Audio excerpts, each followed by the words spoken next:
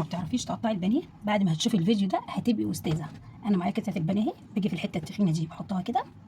اهم شيء تبقى السكينه حسب الحته اللي هتقطعيها، عايزاها رقيقه حسب ما انا عايزه اقطعها. يعني بصي انا دلوقتي عايزاها تخينه عشان ايه؟ هشويها اهو. بصي ايديا تقيله اهي عليها، تقيله مش خفيفه اهو.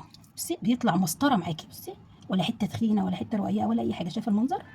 مره كمان بصي بحط ايدي كده اهي زي ما هي كده، وبتقل بكل تقلي عليها.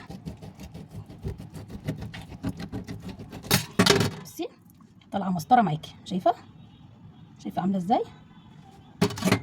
نجيب بقى حته كمان، عايزين حته رقيقه بقى، هنعمله رقيق. شايفه انت بتحكمي من الحته دي، عايزاها تخينه بتخليها السمك، عايزاها رفيعه بتخليها السمك كده، عايزاها تخينه بتخليها السمك كده. انا دلوقتي هعمل لكم واحده رقيقه، بصوا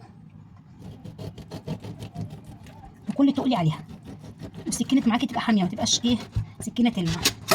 بصي بقت رقيقه ازاي اهي، شايفه؟ بس انا عشان هشويه مش هعمله رقيق كده، هدخنه شويه بكل تقلي عليها اهي.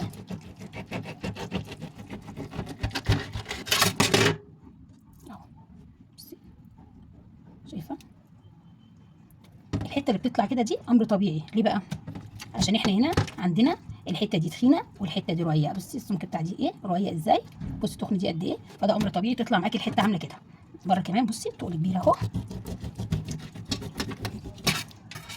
شايفه عامله ازاي اهي.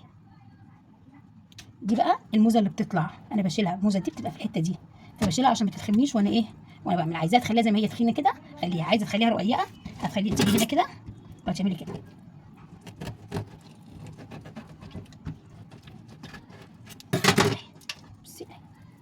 بصي اتفتحت معاكي ازاي اهو.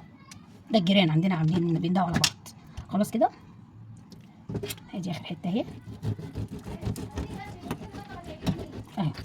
بصوا الجمال.